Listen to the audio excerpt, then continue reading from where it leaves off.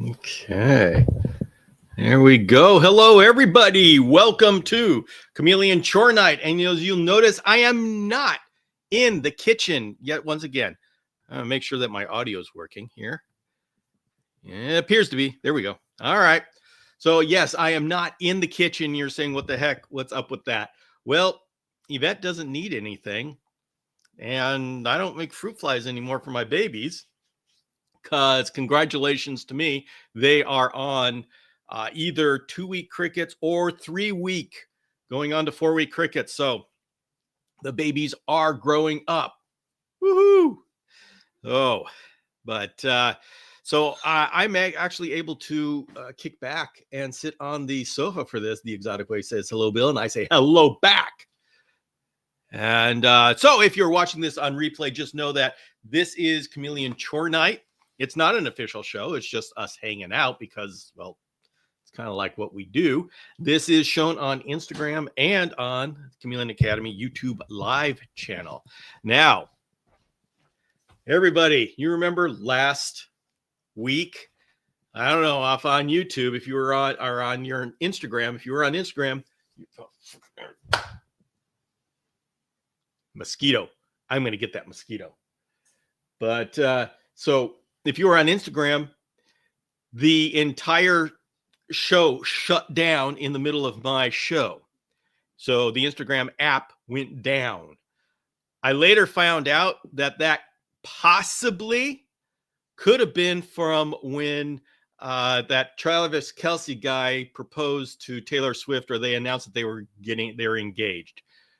That shut Instagram down, and I think that is why my show got shut down in the middle on Instagram.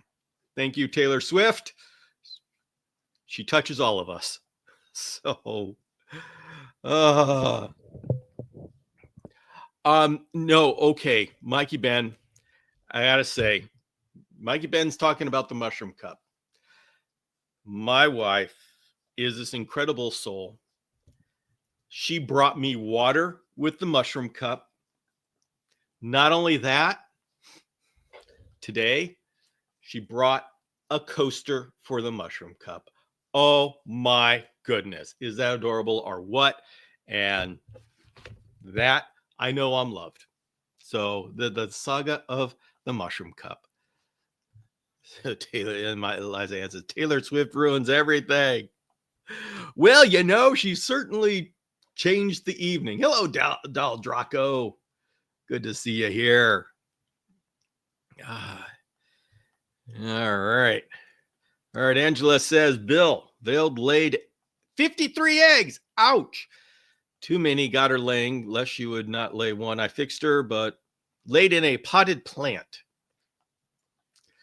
All right. Never seen dark gravid colors. Guess that's why she wanted out. Yes, we had a problem. We were trying to figure out why Angela's female veiled chameleon wanted to get out of the cage.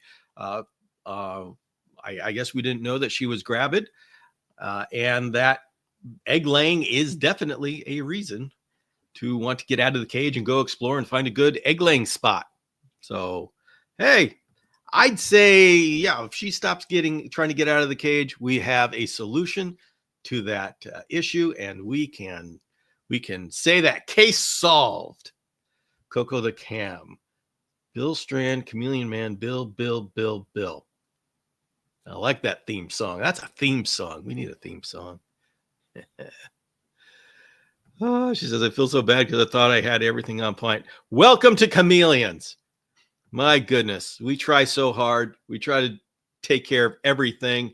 And then there's something that's freaking obvious. Yep.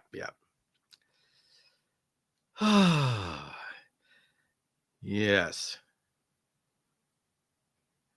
Troy says, let's leave Taylor Swift alone, y'all. Okay, hey, everybody. Troy's bringing it back. He's saying, leave her alone. Well, Troy, I got nothing against her. I'm a closet Swiftie, but she took down my show. Jeez. Oh, well. Yeah, I have been known to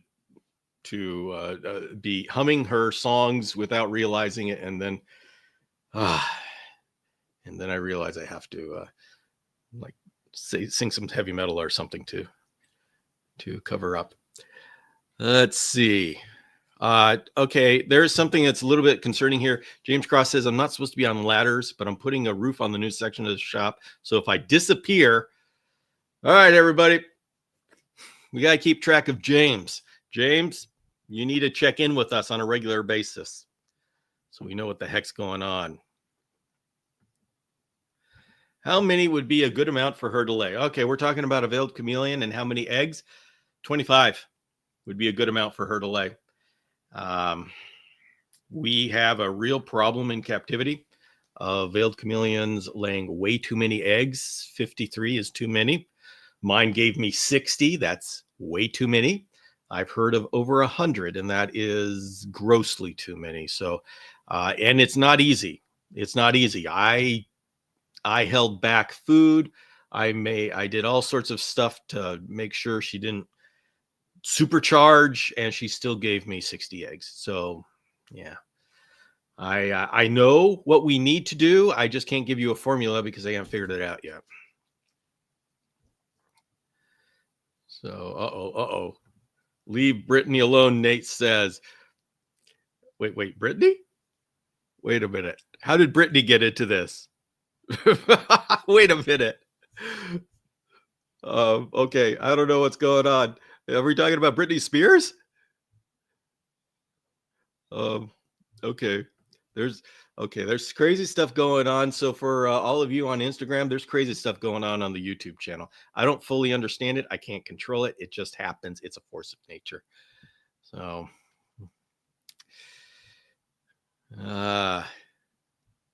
Troy says, first time watching Bill and chatting with folks on the computer. Always been laptop and TV app. Well, welcome to this new experience, Troy.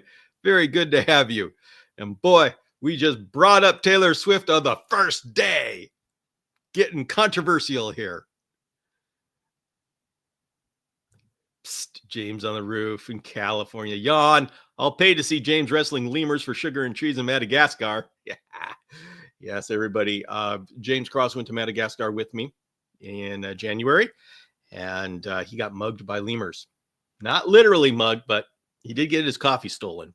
Coffee and sugar were stolen, literally. Yep, from lemurs. But they knew a softie when they saw one. Yeah.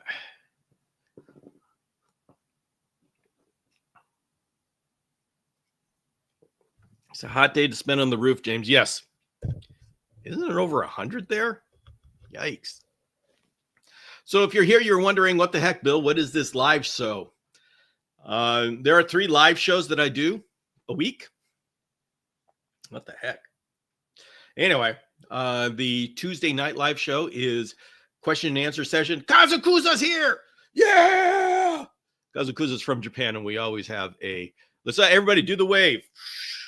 Well, we do the wave when Kazukuza shows up.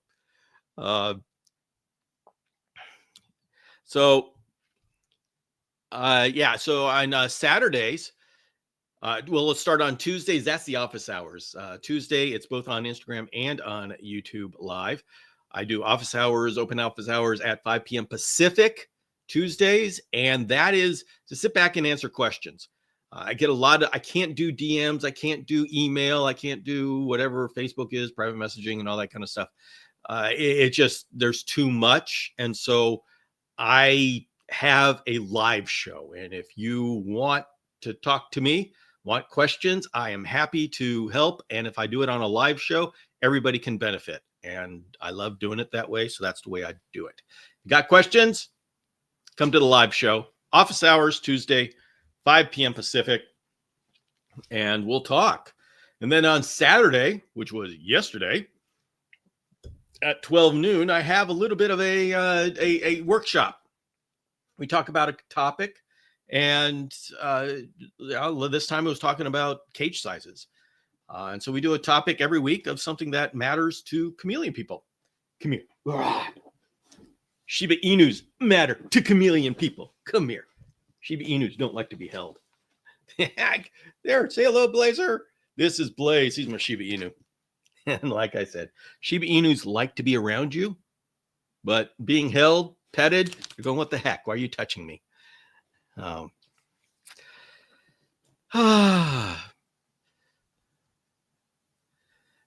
okay, let's see. Anyway, yes, we have the workshop on Saturday at 12 noon, and it's more of an educational thing. And then today, what the heck is today? I don't know. It just started because I needed to do fruit flies, and people decided to show up, and they kept showing up, and so I kept showing up, and so now we've got this Sunday thing, which is us hanging out and touching base, because what better way to end the week than to be with your chameleon friends? And so that's what we do here. And let's see. Annette's saying, Liza Ann is sorry that happened, James. We're talking about James Cross and his adventures in Madagascar. So I went to Madagascar. I took a group to Madagascar in January of this year. By the way, we have another group going in January of next year. We have, and by the way, let's see, Tony, did you get those messages about getting the plane tickets? Time to get plane tickets. Go check the email, check the virtual campus for that information. And so anybody, if you're interested in going to Madagascar in January, send me an email, Bill at chameleonacademy.com. I have a couple of spaces left. I would like to fill those. I don't like going on max capacity, but I would like to fill 2 more. All right. And so anyway, yeah, James got taken into the elevator by law enforcement. That was strange. He paid $20 to get out of that elevator. So that's something that we need to watch out for. Watch out for next time.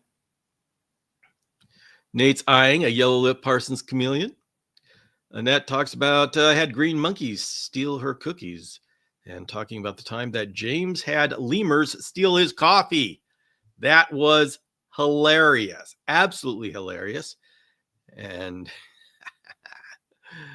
oh,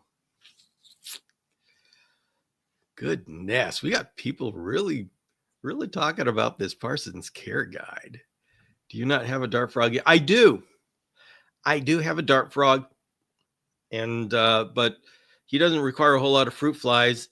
And Yvette has been making fruit flies lately. Why is she making fruit flies? I don't know. She does stuff, and she just decides she's making fruit flies. So we have enough fruit flies, and they're wonderful fruit flies. See, my wife is a force of nature. She's unpredictable, and I get to have a lot of fun living with her.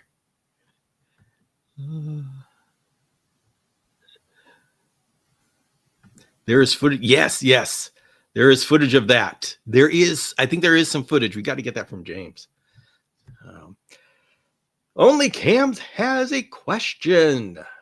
I'm in Florida. Just bought a new outside enclosure, 4 foot by 3 foot by 6 foot tall, 1/4 inch screen, misting during the day when over 90 plus. Humidity is always in the 80s, 90s. Still mist at night as well.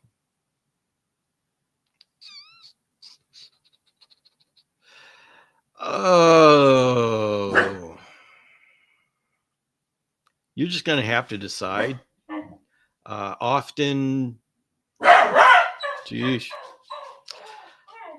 you're going to have to make that judgment. If you're talking those numbers, 90% humidity, 80 to 90, that's a lot of humidity. I would give them a good dousing before the sun comes up, or even in the morning when the sun comes up, so they have water all over when they wake up, and they can drink and get hydrated and go into the day hydrated. They're not going to lose a whole lot of hydration unless they're in the sun, but they can. I mean, you've got great numbers there. I like that. So I would give them a rain, quote, artificial rain shower in the morning, just to make sure that they're topped off as far as water. Bill, are there locales in Fance? Not that I know of, but that doesn't mean there isn't. Right now, we haven't identified locales in Fantasticus. There are definitely morphs, but don't know about locales. Oh, hey, Alex. Hey. Okay, here's Mikey Ben is talking about James Cross. Paris can smell Chevron coffee and question why. Next time, suck back some espresso and exhale. You'll be French in a snap. Yes, we're talking about James Cross again. If we're talking about adventure and misadventures in Madagascar, there's a like 98% chance James Cross is part of that story. And so he didn't have a great time in France, in Paris. And so he decided they don't like him and he didn't like them. So there they are. Mike Bed says because they smell his Chevron coffee on him. Oh. And by the way, everybody, for our Madagascar trip, we are going through Paris. Go through Paris. It's a great hub. Don't go any of these around. Like, do not ever go through Nairobi. Do not use Kenyan Airways at all. No. My goodness. I know of 5 trip legs that they have screwed up. And it's just like consistent.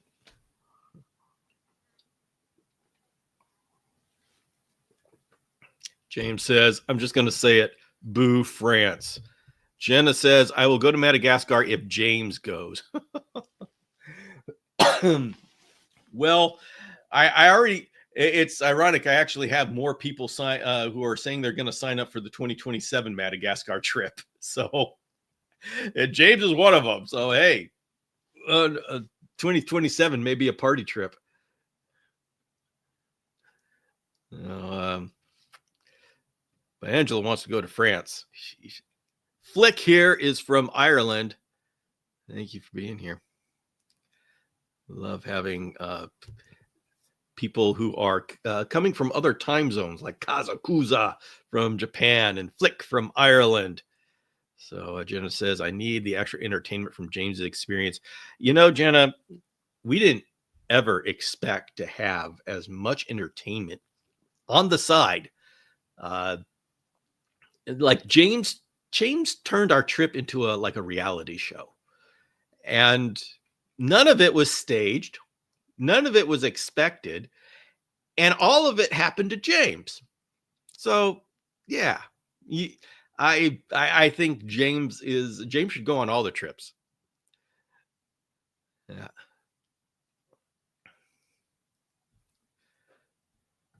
Anyone going to Madagascar needs to share their journey, flight to flight. That's a wealth of info to share. Oh, Northern Ireland. It's different from Ireland. What? Flick, what's going on? Have I been? Is that like? Are those fighting words? Can I not say Ireland? Do I have to say Northern Ireland? Or are Eliza and are you saying that it's even more special because it's Northern Ireland? Which I'd go for that.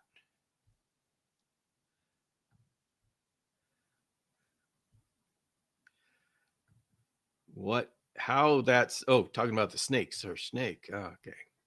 James says, had the best time. Madagascar's first. Yes, we actually had a great time. James had a great time. It was a whole lot of fun. Flick says, yes, different countries. Oh my goodness.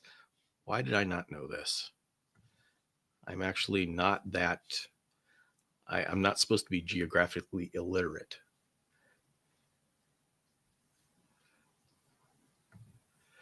Northern Ireland is part of the UK. Ireland is its own separate country. Wow. How did I not know this? How did I know that? I watched a doc about a mammal related to a cucats that is specific in Madagascar and only related to a similar civet You're probably talking about the fossa.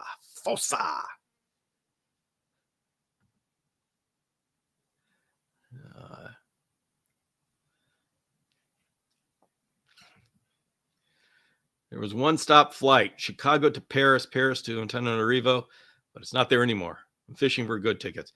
Yeah, there's a lot over there. As long as you get to that one Paris flight, and I got to tell you, I looked really hard for a good layover in Paris. 4-hour layover. That was a great flight. I get really nervous when there's flights that are like 2-hour layovers. It's like if anything goes wrong on any of the flights before it, you've missed your flight. So I like to give as much buffer room as possible. James missed his flight in Paris because they held an airplane for Post Malone. And so he missed his flight, and it caused complete chaos because of a freaking celebrity.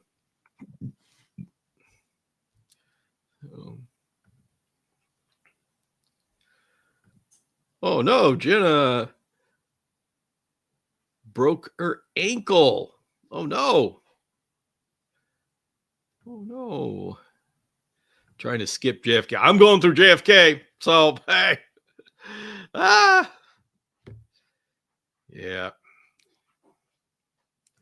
Damn, Post Malone. Yeah, this time I'm going through JFK. And hopefully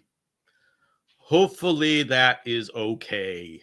I always get nervous because if you get delayed, all it takes is one flight. I've got I got 2 airplanes that I got to hit to be able to get to Paris at the right time. Yeah. Should send them a strongly worded letter about it. Yes, those strongly worded letters. Very, very powerful. Very powerful. Oh. All right. Well, we are talking about cage size this week. And that's what the Saturday discussion was all about. And I'm working on the podcast right now. So what I do is I introduce the topic on Saturday and then put together my thoughts, a little bit deeper thoughts for the podcast on Wednesday. And of course, I integrate whatever we talked about on Saturday and whatever kind of emails I get.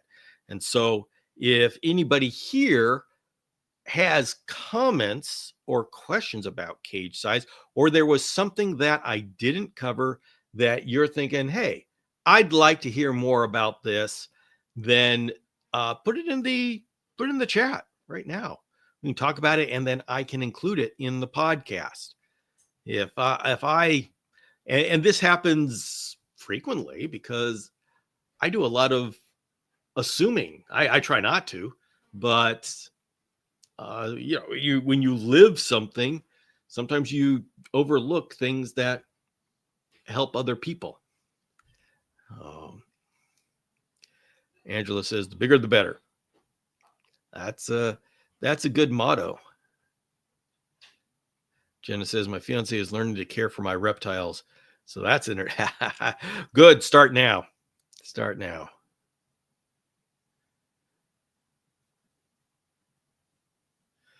Joe says, we need more of I still don't have my luggage YouTube lives. What Joe's talking about is James and I did a bunch of live sessions from Madagascar. And every time we'd go on, James would say, I still don't have my luggage.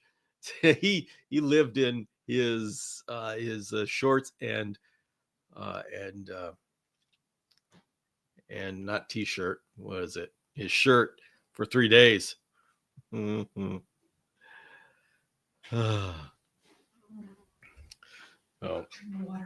Oh, thank you very much. By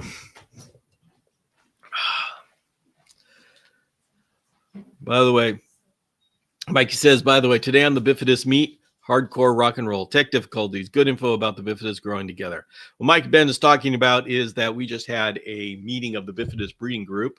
A number of us brought in some Bifidus, first for Bifidus, and we're going to play around with having a breeding group and a community. And so we have monthly meetings, and you don't have to be part of, you don't have to have a bifidus to be part of the monthly meeting. Just come, although it's on the virtual campus, which is a paid platform.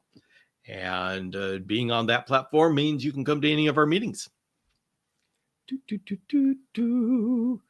And it was fun. The cool thing about that platform is we actually are able to see people. We have the camera on, so we can see each other and we can talk directly. I mean, this is nice, but you have to type and we just see the text. So Mikey says, taking the bifidus to work with lateralis. So yeah, you can take it. You can just listen. And the reason why we have it for the entire community and not just people who have bifidus is because we want to make this a community project, a community effort, and a way to bond people in the community. So this is what we're doing. See, James says, yeah, the bifidus group is so much fun. So exciting to talk to people about the same things that you're experiencing. Never done anything like this before, and it's amazing. Yes. Yes, this is not something that people usually get to do, and so I'm really, really happy to be part of it, and happy to be part of the chameleon community in the time where this is possible and it's actually happening. So it's really cool.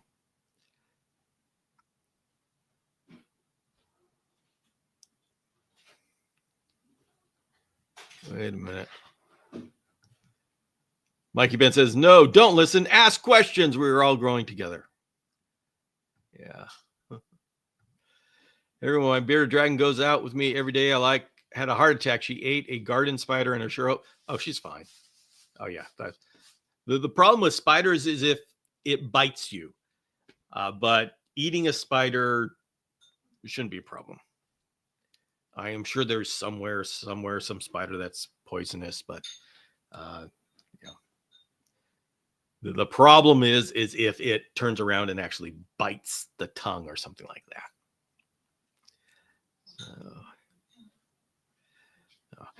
All right. My friends and family, because I've been doing a lot of talking, I brought the book. This is the book. And so if you want to give me a page number, we read from the book and we talk about that topic. For those that are new, this is my book, Tiny Dragons, which is now available on Amazon. And what we do is we throw out a page number. I go to that page, I read it, and we talk about that topic a little bit. And so all it takes, so you can just throw out a page number between 1 and 192. And when you do that, I will go to that page and we'll see what it says. There are people who have already done this. There's page 80. Flick from Northern Ireland.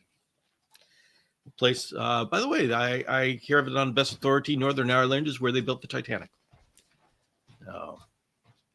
Joe says, awesome book. I need to make that review ASAP. Yes, thank you, Joe. If you buy it on Amazon, please go and leave a review, because that's what Amazon uses. So, 8. Flick, are you? Everybody loves fogging. So, okay, this is the page. Although, yep, that's my favorite picture. That's a shamrock chameleon, Kaluma o'Shaughnessy, taken from the 2025 Madagascar trip that we all went on. But I promised page 80, and page 80 it is. Page 4. If you know, you know. Okay, we'll get to page 4. Well, here's a good thing. Okay, I'm going to read. Fogging versus misting. What's the difference? Fogging and misting are two different strategies, and each plays a specific role in your chameleon's hydration. Misting sprays fine water droplets into the cage, covering leaves and surfaces with moisture. The chameleon drinks from these droplets, usually by licking them off leaves or their own snout. Misting mimics rain in a limited way and is useful for providing drinking opportunities when needed. Fogging, on the other hand, creates a low rolling cloud of ultrafine water droplets suspended in the air. A fogger fills the environment with a moisture-rich fog, much like what a chameleon would experience in a natural nighttime fog bank. Instead of creating drinking droplets, fogging supports hydration more passively by allowing the chameleon to breathe in moisture and absorb it gently overnight. And so this is something very important for us chameleon people, because hydration has been a controversial and oftentimes not understood aspect of our husbandry. And what this is saying is our two main tools, at least the two main tools that I'm talking about, is misting and fogging. And misting allows the chameleon to actively drink, whereas fogging allows the chameleon to passively breathe in moisture. And guys, it's really hard to tell, but I've consistently seen chameleons actually gain weight after breathing in fog all night. So I don't fully understand it. The science is there, so it's not a complete fantasy, but it is something intuitively hard to understand, but it works. The results are there. It doesn't matter if you believe it or not, believe in the results. And so what misting does is it gives a quick hydration. And this is, I love using them both together. So quick hydration, they lick, they bring water in. Fogging, slow hydration. And that's why we do it overnight. So over the entire night, the chameleon is recharging, slowly recharging that hydration. And in the morning, I have the mister going on, and they wake up to this air, their world covered in dew. And so they lick. That's the quick hydration. So if they didn't get enough overnight, they can top it off in the morning with the dew. And so that is a great way to use fogging and misting together to hydrate your chameleon to the point where they're not thirsty during the day. And this has been the typical thing with chameleons. Traditionally, chameleons are very thirsty because they drink all the time. Well, they drink all the time during the day because they're trying to catch up from being dehydrated overnight. If you hydrate overnight, it's an amazing transformation to where your chameleon doesn't feel the need to drink during the day. And so I like this because instead of having drink during the day and then crash dehydration at night, drink during the day, crash dehydration at night, you have this very stable, a lot less variation between hydration and dehydration. It's more stable through the day. And I think that's much healthier for hydration. And everybody, tell us, do you have any questions about fogging, hydration, misting, any of this stuff? Let me know. All right. Mikey says, it's not about an easy answer. It's doing the work to give your pet the best life. That's where we love our pets. This is correct. This is correct. Turn on your fog lights. Oh, let's see. Nate's always got good questions. Has anyone tried adding a valve to a misting head to reduce the water to make varied water droplet sizes? Before I chop up my setup, figured I'd ask. Now, when you say a valve, I'm not sure what you mean by that. So the Mist King Mister, it funnels water through a small area, and then there's a small hole. And so the water is pushed through that small hole, and so is split up into mist. So you'll have to explain a little bit more so I understand what you mean by valve. But I'm always open to new ideas. Is my chameleon broken if they don't run for water when I spray in the day? No. If your chameleon does not go for a hydration during the day, your chameleon is hydrated. That is what we like. That means your chameleon is hydrated. Yes, I think Wayne set me up for a softball. He just lobbed this beautiful pitch to me, so I could hit it out of the park. There it is. Kind of tongue-in-cheek question, as I know the answer, but for someone who doesn't know, is new. Thank you very much, Wayne Abides. Please continue to throw me those softball pitches, so for the good of the community.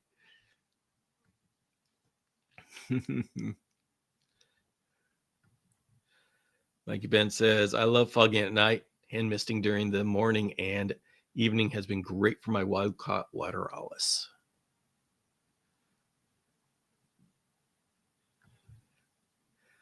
Our male would relocate at night away from fog. In that sense, would a hybrid help more to contain the fog or any other way to best contain the fog? So why would your chameleon? Usually the behavior is to sleep in the fog. Now, I would ask in this case, did you start the fogger during the day where he could actually see it? Because our way of producing fog is not natural. We produce this stream of fog, which is pretty scary to a chameleon if it sees it, because that's not the way fog is done in nature. In nature, the fog just kind of envelops the entire area, and so there's nothing coming at you. In captivity, it comes at the chameleons and it freaks them out. Now, if you start the fogger after lights are out, within a couple of days, it's very, very, very common for the chameleon to then start going to sleep where the fog was. So somehow they know where the fog was, even if you only fog during nighttime hours and they never see the fog. So that's what I would ask. But in the end, every situation is different and every chameleon is going to have the different needs depending upon the ambient temperatures and humidity that are around it. So nothing that I say will be 100% applicable across everything. So that's why we have all of these podcasts and videos and stuff, so we can say, okay, this is the basics, and we're gonna think about how to execute it. Let's see, Bo Dige says, so is it okay to just keep the fogger all night? It wouldn't hurt the chameleon. Generally speaking, no. I do it all night. I love fogging all night, and it benefits the chameleon. Now, there's always a caveat to that. There's always a little asterisk. You can do it wrong. And people with very small chameleons, like baby chameleons, and in fact, tomorrow morning, Dr. Michael Nash, the episode on hydration, mini chameleons and hydration, he talks about this, where if you have a small cage and you put that fogger input and you blast the chameleon, you've got a draft. So it's not the fog that's hurting the chameleon. There's a draft. And we know, if you're on a draft, we humans, then we end up getting sick. So your chameleon will too. It's not because it's fog, it's because it's a draft. And so we've got to be smart about how we apply fogging and misting, everything. Fogging, misting, basking light, UVB, we can do too much, we can do too little. We have to find the right middle ground, and there are no easy answers. We have chosen here an obsession, a chameleon obsession, and chameleons are not easy. So it's just part of what we have chosen to do with our lives, that we're going to have to think. We're going to have to think about everything. So that's our lot in life. That's our lot in life. That's why we have to all get together frequently through the week for therapy. We all got to support each other. Actually, I realized with Chameleon Academy, on Sunday, we have this. On Monday morning at 5 a.m., we get together for the Mini Chameleon podcast. On Tuesday at 5 p.m. Pacific, we have office hours. On Wednesday at 5 a.m., we have my podcast going out on YouTube, assuming that I'm able to keep that schedule. Thursday and Friday are our days that we don't have a touch point. And then Wednesday or Saturday, we're back to the workshop. So we chameleon people, we touch base here 5 days out of the week. So we like each other. That's why. Yeah.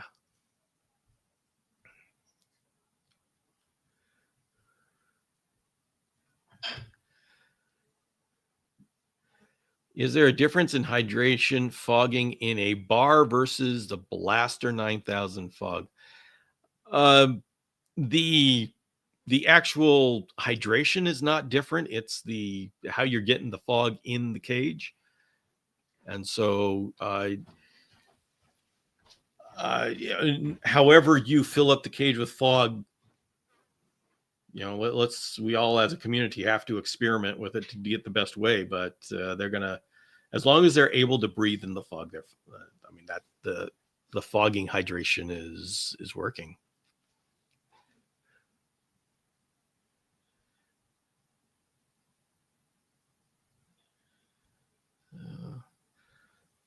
All right, we are talking about changing flow size. Thank you, Wayne Beaties. Smash the like button.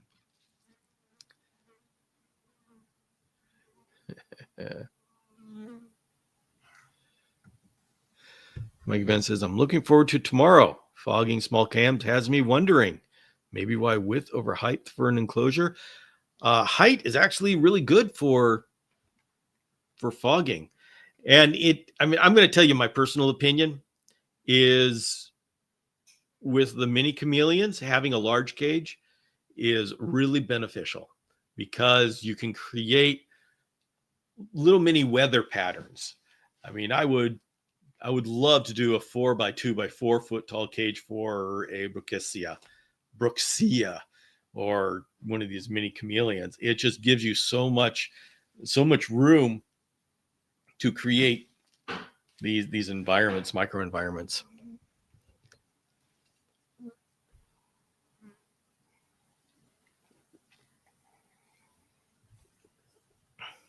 Well, Troy, if he doesn't like the fog, then don't give him the fog.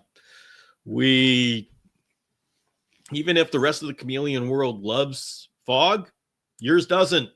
So you have a responsibility to your chameleon. The care guide just gets you started on what works with most chameleons, and then we all have to see what is ours particularly like. And if they don't like fog, they don't like fog. We once we get the basics down, then we have to listen to the experts, and your chameleon is the expert.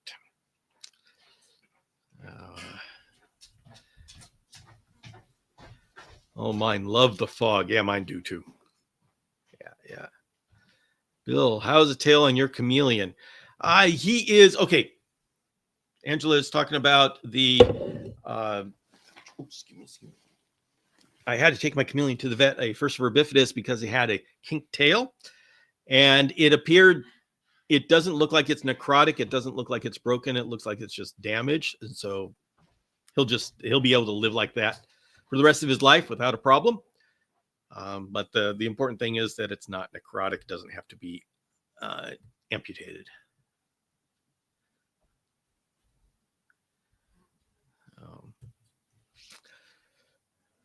See, Bodige says, so do you recommend starting the fogging in a glass terrarium from the bottom and letting it make its way to the top of the terrarium? I start at the top and I put it in the back corner and I let it come down. What I like to do is have it come down over. I have plants like my pothos on the side of the cage, and then I have the fogger come down over the pothos. And so the pothos breaks up the stream of fog and spreads it all over the place. And so when the chameleon is hiding underneath the pothos or in the foliage area that I've created, the fog just envelops that, goes down to the bottom of the cage, and eventually end up there, and it will build up from there. And that's the way I like to do it.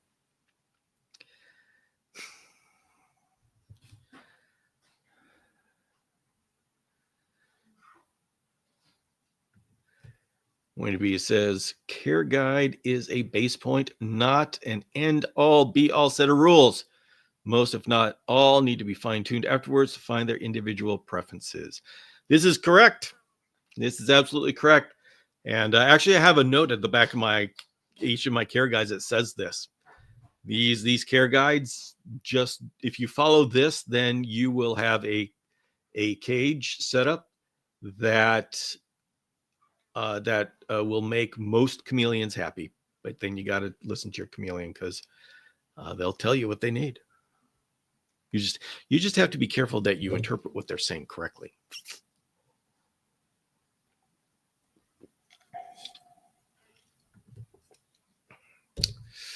TB, I have a hybrid. I'm on the fence of either a Mr. or a Fogger. What do you think is best for night? TB, both. Just get both. They both perform different hydrations, and together they are the full solution. So my advice is to get both and use both as described. It's an incredibly effective hydration solution. The thing is, if I were to do one, I don't know, I'd probably do the Fogger, but I don't feel, the thing is, if for whatever reason it doesn't work, I want a backup, and the Mister provides the backup. I can't, if I use a Mister only, then I've got that yo-yo of hydration and dehydration. So I absolutely suggest you do both. That's the best solution.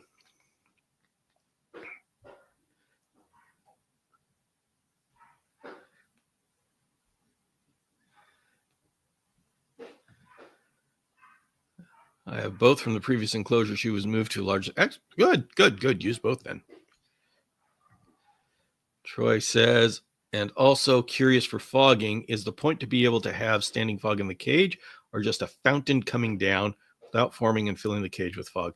Troy, we're still working on how we implement this and what it has to be for it to be effective. But for what we know right now, we like to where it actually fills up the cage. And so they're sitting in the cloud and they're breathing. The thing I don't like about the fountain or the column of fog coming down is because that's not natural. That's like cold water, cold air coming at you. And if you're in it, it's on your head. And we know that we get sick with drafts. And it's not that the draft makes us sick. It's just the draft challenges our body. So our body's immune system gets stretched. And then the viruses that are all around us can take hold. And it's the same with chameleons. Yeah. Oh.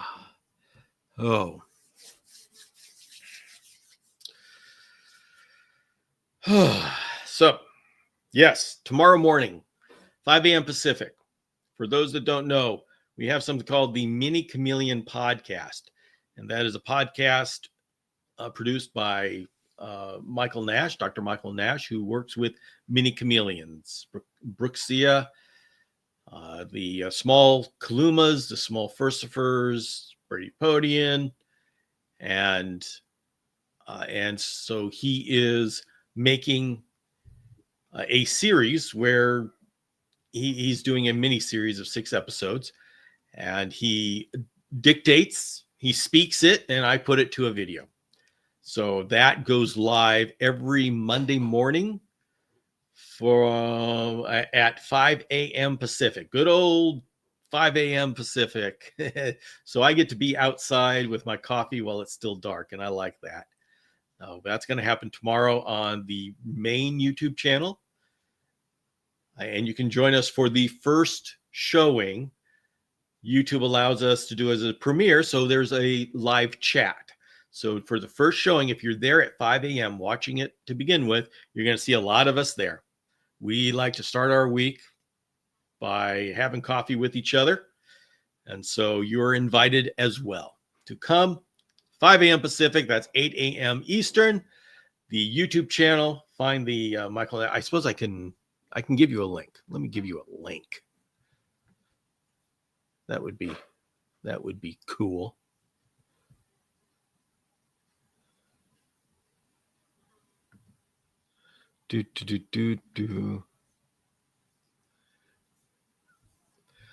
Videos. There we go. All right, I'm going to put it in the YouTube chat. So go to that one, and you can join us tomorrow morning. How long can a chameleon baby hatchling go without eating after hatching out of an egg? I don't know how long they can go before they die, but they should start eating within 24 hours. Like the next day, they should be eating. But I don't know how long they can go without food.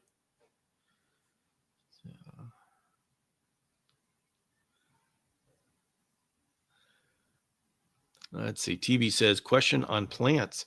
My hibiscus is doing amazing, but can't seem to keep the pothos alive that are floating. Floating. What do you mean floating? Any recommendations? I know it's backwards, usually vice versa. But yes, exactly. It's backwards. Everybody has problems with the hibiscus and the pothos go crazy. So I don't know what you're doing because you need a lot of light for the hibiscus. Maybe it's too much light for the pothos. Yeah, you'll have to. So whenever we have a problem with the plant, it's either too much water, not enough water, too much light, or not enough light. Usually it's not enough light and not enough water, but it's going to be one of those 4 things. But yeah, TB, everybody has such trouble with hibiscus. That's because they need outdoor lighting. So good. I don't know. Yeah, it all depends on what the problem is with the post. So you have to figure out not enough water, too much water, not enough light, too much light. Which is it? Is there a chameleon that does not have a scientific name? All chameleons that are formally identified have scientific names. There are chameleons that are called the wrong scientific name. We already know, like Trioceras jacksonii. We know that there are so many different subspecies, if not species, within that's in there. So in that way, officially, there are chameleons that are not named, but they are all given the name jacksonii. Now, there are chameleons and animals that are waiting to be given a name, but they are in the pipeline to get a scientific name. So although at this point they don't have a name, they are going to be given one. But that's the way life is known to science, and so everybody gets a name. So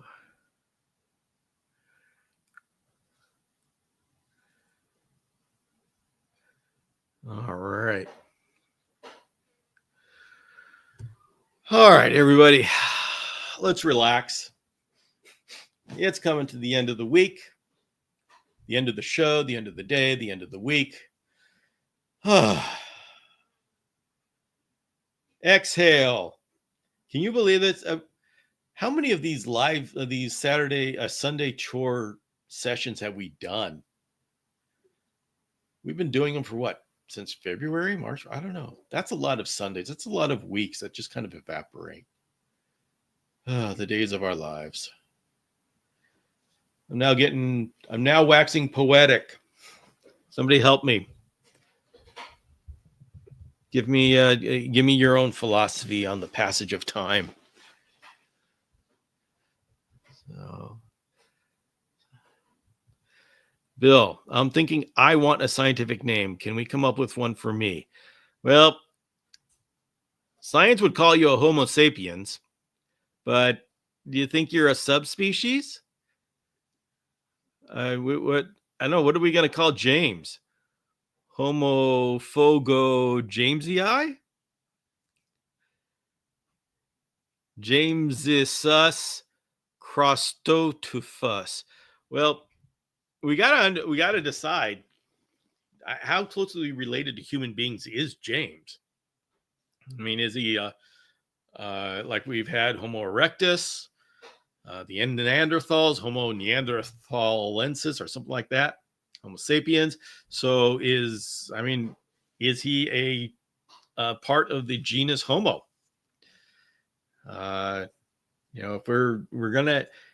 If we think he's more related to chimpanzees, gorillas, lemurs, maybe, I don't know. So somebody's got to figure out what James is related to, so we figure out what genus we can start looking at. Once we figure out the genus that James belongs to, then we can figure out a species name. Yeah.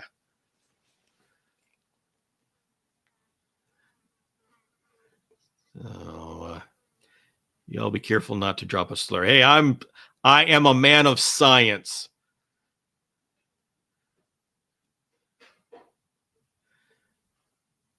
Tony C says he's a phagosapien. First for fogifer. James is closer related to fogs than Homo sapien. Okay, so we think he's more fog than human.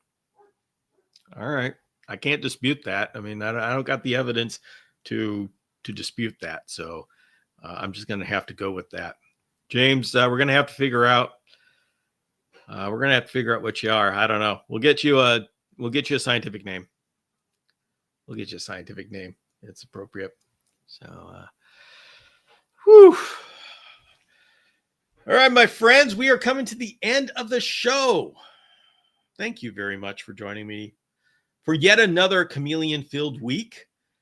And remember, tomorrow, 8 a.m. Pacific, we're getting together and we're going to all watch / listen to the Mini Chameleon podcast that's going to be talking about hydration. So, James is a blue-tongued skink who hijacked his owner's phone. Okay. So anyway, have a great week. I'll see you the crazy ones tomorrow morning at 5 a.m. Pacific. Bye all.